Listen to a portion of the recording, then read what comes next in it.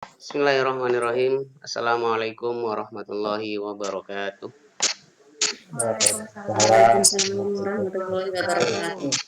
Alhamdulillah wa syukurillah ala nikmatillah wa la hawla wa la quwata illa billahil aliyyil azim amma ba'du. Selamat malam anak-anakku sekalian. Selamat malam Anak-anak Pak malam. Guru. Apa kabar? Iya Pak Guru. Alhamdulillah. Alhamdulillah. Alhamdulillah. Allahu Akbar. Yes, yes. Luar Kan gitu biasa. biasanya kalau guru SD itu.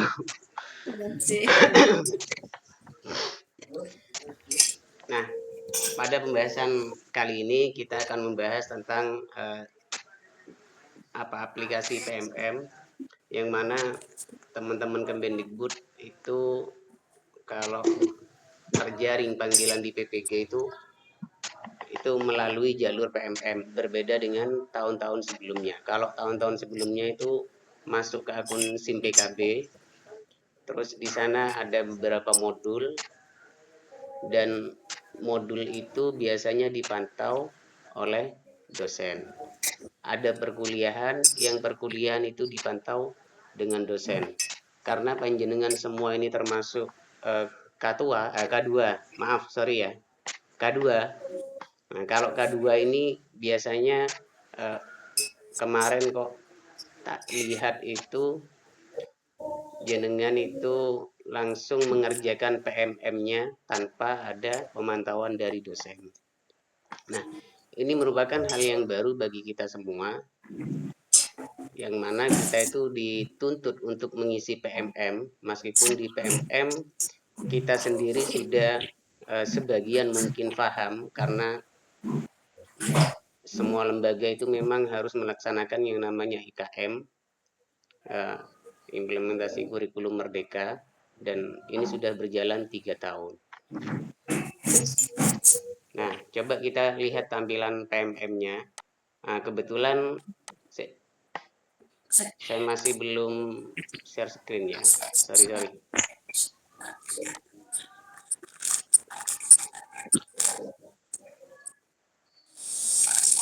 Nah, ini kelihatan ya di layarnya teman-teman. Iya. Nggih, kelihatan nggih? Kelihatan. Sampun, nggih. Nah, kalau login di PMM kita harus memakai yang namanya email ID belajar, dan teman-teman sudah punya email ID belajar yang diminta ke operatornya masing-masing. Nah, kemudian ketika kita sudah masuk di PMM, maka di sini kita langsung ketik PMM login. Nah, masuk di Merdeka Mengajar, kemudian di sertifikasi pendidik. Nah, ini menunya.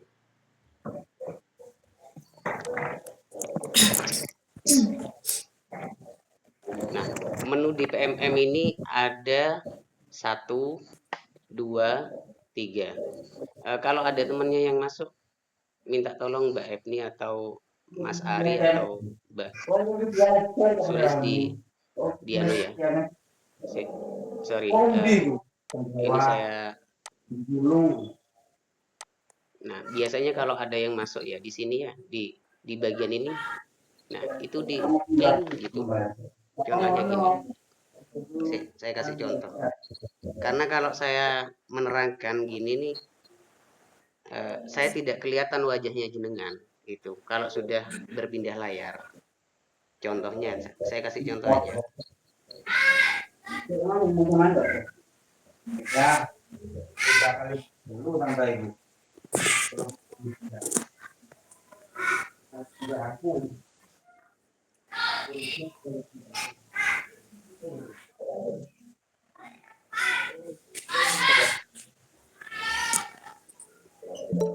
Nah, seandainya seperti itu, ada yang masuk seperti itu, jenengan tinggal admin all. Itu. Jadi yang saya pin di sini Mbak Ebni, Mbak Sulis atau Mas Ari. Ini diklik admin. Nah, maka akan masuk. Oke. Itu saya keluar lagi nih. Kalau di cancel, jadi temennya nggak bisa masuk. Sampun, saya lanjut ke akun PMM. Nah, kebetulan ini salah satu akun PMM dari salah satu teman kita. Nah, di sini ada 3 modul yang harus kita penuhi, yang harus kita pelajari dari modul prinsip pengajaran dan asesmen umum, terus pembelajaran sosial emosional, pengantar pendidikan anak berkebutuhan khusus. Nah, terus ke bawah. Nah, di sini ada UKPPG. Terus di sini ada menu daftar UKPPG. Ini yang belum dibuka. Kenapa kok belum dibuka? Satu, karena 3 modul ini masih belum terpenuhi. Gitu. Seandainya 3 modul ini sudah terpenuhi, tapi jenengan jangan klik ini dulu. Karena apa? Nunggu instruksi dari LPTK masing-masing. Nah, karena panjenengan ini adalah sebagai guru di bawah naungan Dikbud. Di bawah naungan Dikbud ini biasanya regulasi PPG-nya itu cukup apa ya? Cukup banyak gitu. Bahkan dalam 1 tahun itu bisa 1, 2, 3, 4 kali ada regulasi PPG. Jadi teman-teman yang seandainya di bulan Agustus itu ada UKPPG. Nah, ini bisa daftar nanti. Kalau sudah ada instruksi, seandainya seperti itu. Tadi ada yang masuk sudah sudah di ini. Coba tulis. Nah, itu banyak yang masuk kayaknya. Ini. Nah, ini coba diteling. Bisa. Mbak Sulis atau Mbak Ebni, Mas Aji. Ini di admin. Bisa. Panjenengan. Kalau nggak bisa oke dah. Nah, saya yang masukkan. Tapi saya kembali ke layar ini. Oke, kita lanjut ya. Nah, pelajari modul, kita kerjakan jurnal pembelajaran. Coba kita klik. Nah, jadi isinya dalam modul 1. Nah, modulnya ini gimana? Ini sudah terisi semua. Pokoknya kalau hijau-hijau ini sudah terisi semua. Nah, di modul 1 ini materinya dan tagihannya, bentuk formatnya itu sudah ada sebetulnya di sini di pengayaan. Klik. Nah, ini modulnya. Ini tinggal unduh jenengan. Modul utuh prinsip pengajaran dan asesmen.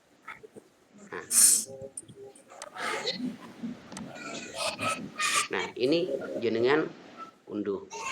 Kalau mau unduh. Itu. Kebetulan di grup itu sudah saya tautkan dan sudah. Iya itu ada ya Pak. Iya ada. Itu skripsi itu ya. Iya.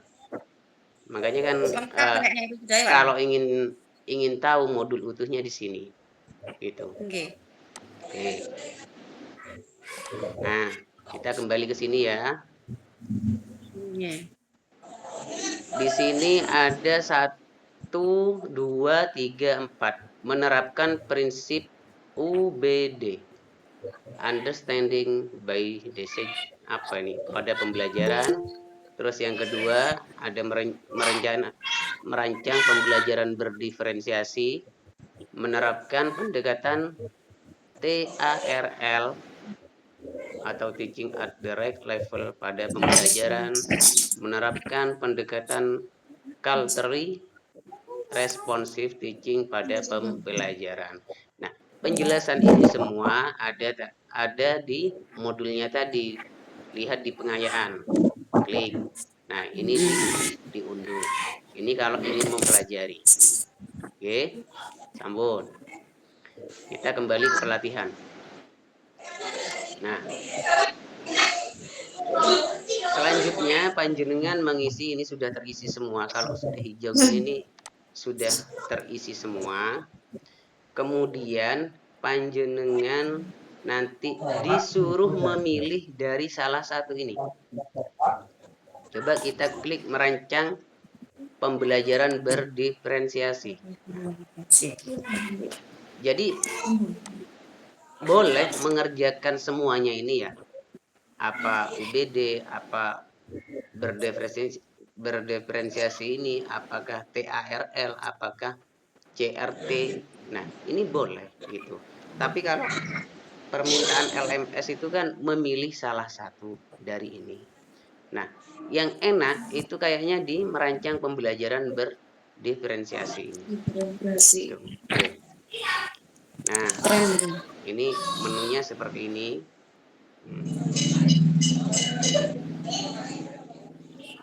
Setelah itu, oke. Lihat pemahaman sudah hijau semua ini. Kalau sudah dikerjakan semuanya, panjenengan tinggal memenuhi tagihannya. Tagihannya itu apa saja? Di sini ada jurnal pembelajaran. Coba lengkapi jurnal. Nah, kita lihat.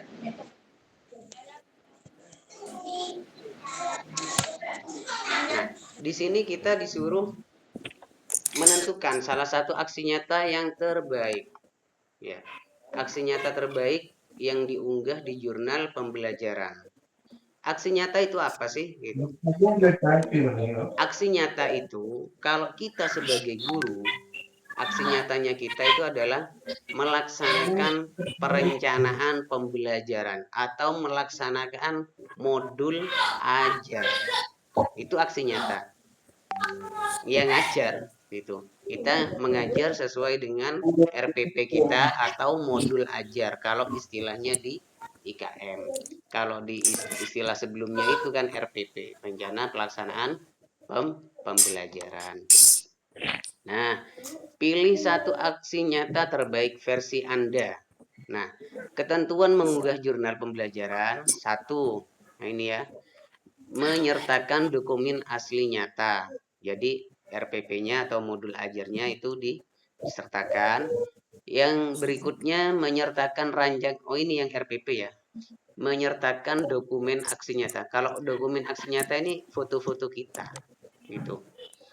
Terus yang kedua menyertakan ranjangan pembelajaran yang dipilih berdasarkan prinsip UBD atau pembelajaran berdiferensiasi atau TARL atau CRT. Nah, jadi di sini kuncinya ini.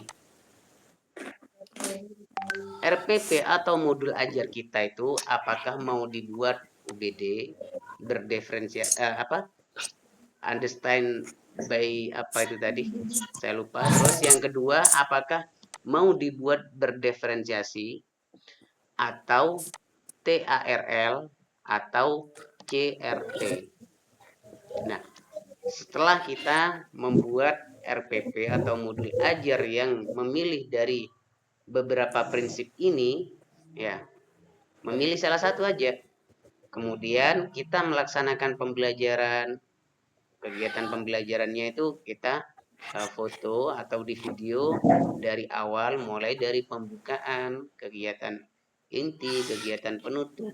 Kita melaksanakan asesmen, kita memberikan tugas, itu semuanya difoto. Kemudian refleksi. Nah, refleksinya salah satu ya apa ya? Kita memberikan post test atau memberikan LKPD.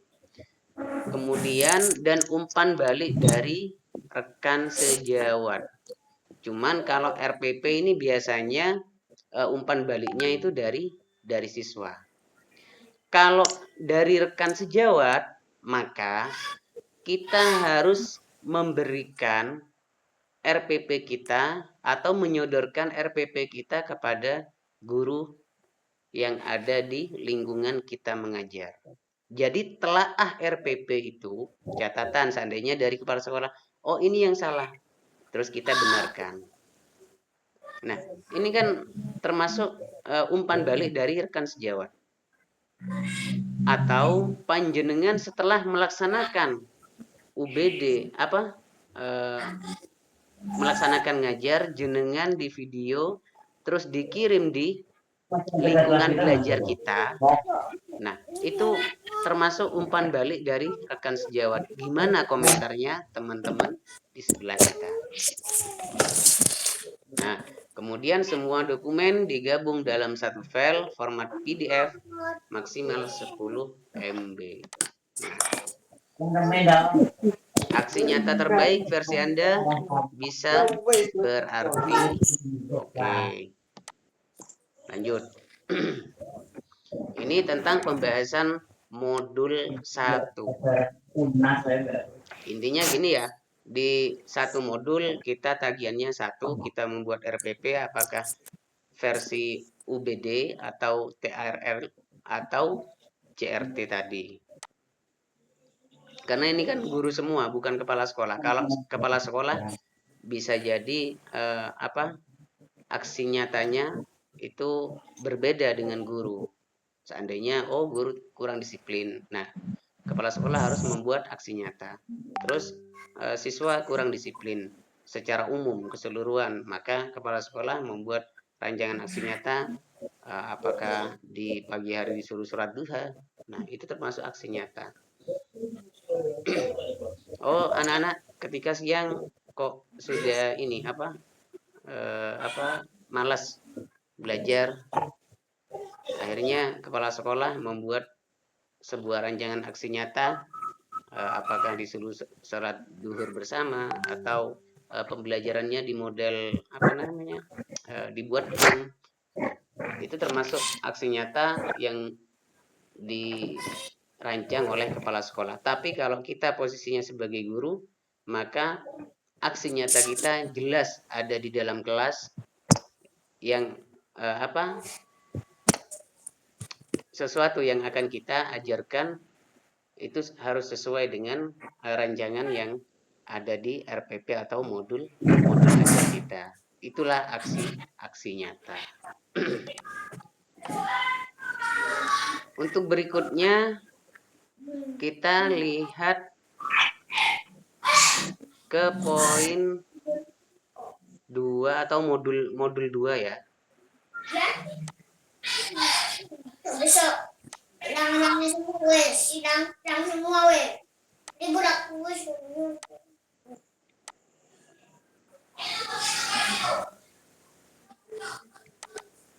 Nah, kita kembali lagi.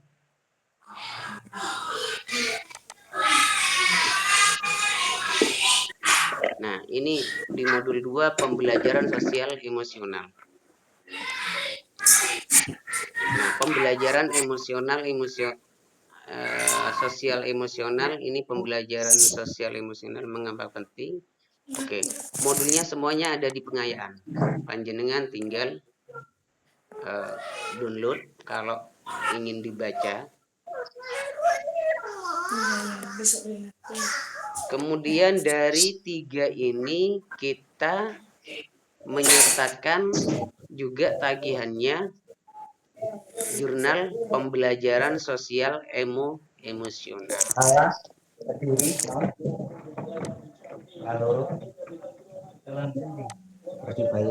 Oke, kok bisa ini?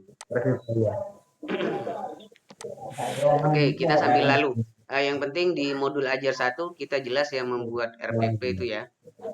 Di sosial emosional ini juga sama ini. Kalau kita telaah modulnya itu.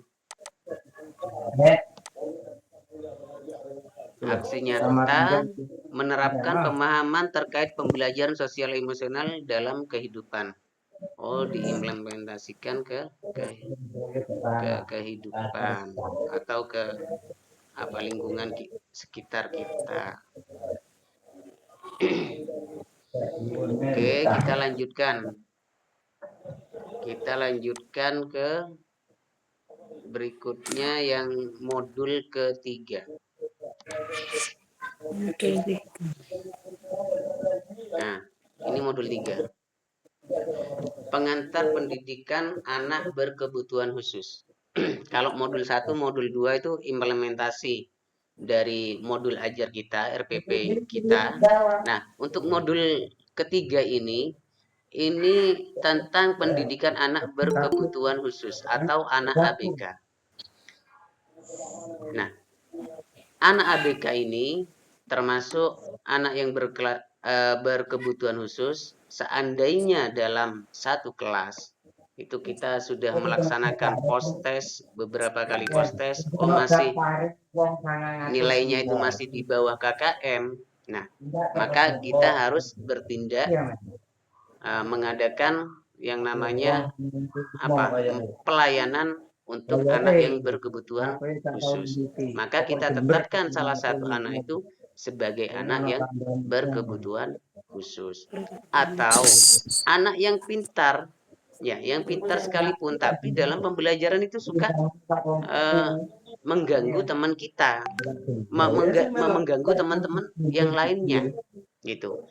Tapi waktu post test dia itu selalu mengerjakan dan dia itu selalu mendapatkan nilai yang baik. Nah, itu juga jadi masalah juga kan di kelas. Nah, itu juga termasuk anak berkebutuhan khusus seperti itu. Maka pelajarannya harus ditambah atau tindakan kita harus seperti itu. Dan tindakan itu merupakan aksi nyata.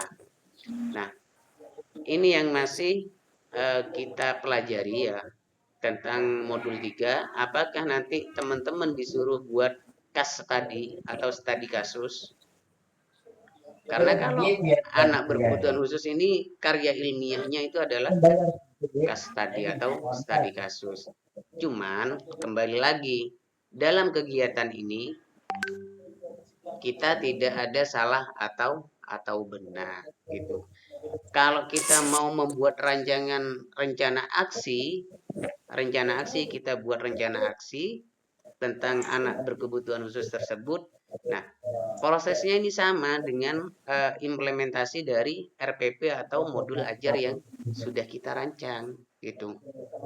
Mulai dari kegiatan awal, kegiatan inti, kegiatan penutup, kita mendampingi anak berkebutuhan khusus tersebut. Terus kita mau evaluasi. Nah, itu difoto terus dijurnalkan. Nah, jadi laporannya panjenengan itu cuma seperti ini gitu. Oke. Kalau sudah 3 modul ini, mulai dari intinya RPP ya, modul ajar, terus dijurnalkan, panjenengan terus melaksanakan RPP atau ngajar atau aksi nyata tersebut, itu difoto, itu dijurnalkan, itu sudah dilaporkan, itu sudah termasuk memenuhi tagihan dari PMM ini. Oke, sampai di sini mungkin ada yang mau didiskusikan, kami persilakan.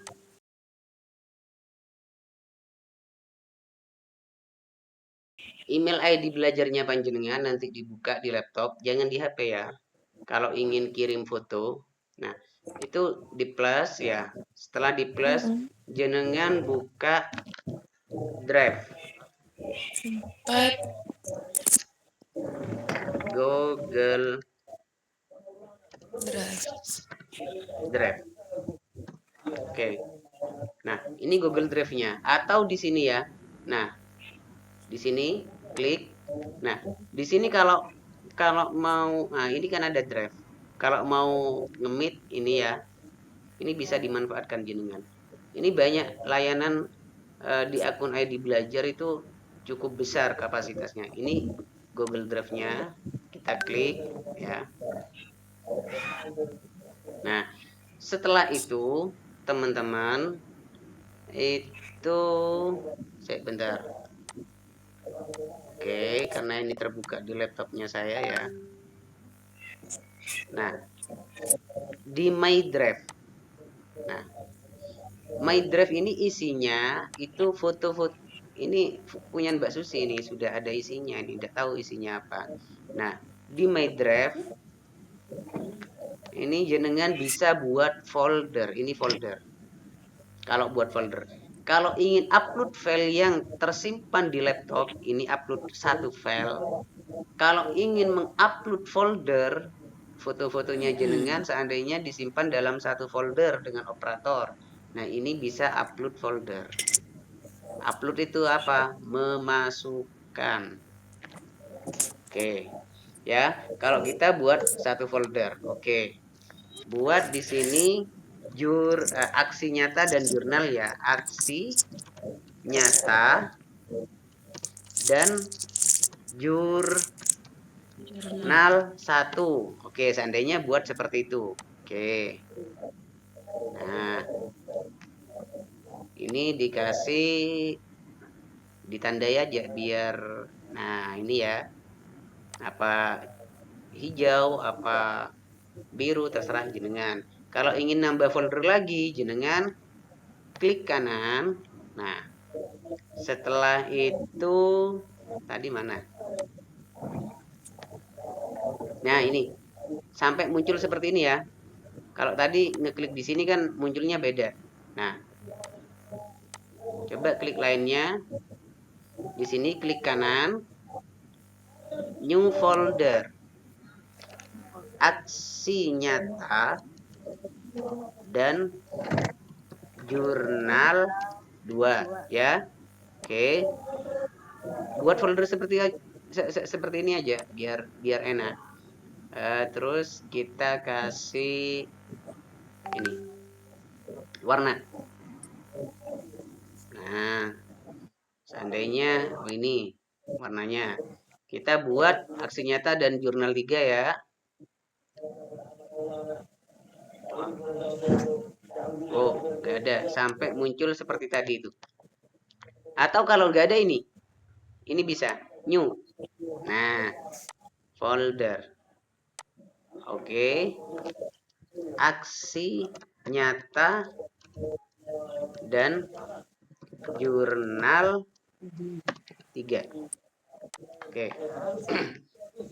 Nah, kalau mau dikasih warna, ini kasih warna apa ya? Biru sudah. Apa ini, kuning ya? Oke, kuning. Nah, di RPP-nya jenengan seandainya jenengan ingin upload. Nah, oke ya. Seandainya di aksi nyata 1 jenengan sudah foto. Sudah foto, jenengan jebret-jebret dikirim, terus di-download, dimasukkan di PC-nya jenengan, di laptopnya jenengan, terus di file upload. Ini, yang ini. Klik. Nah, contoh seandainya. Oke, saya tidak punya gambar ini ya. Seandainya aja ini. Coba di dokumen banyak ini. Nah, seandainya ini. Ini dijadikan ikonnya ikon. Nah, kalau gini kan jelas ini. Nah, seandainya gambarnya foto-fotonya jenengan, saya cari yang foto aja. Nah, biar jelas ya.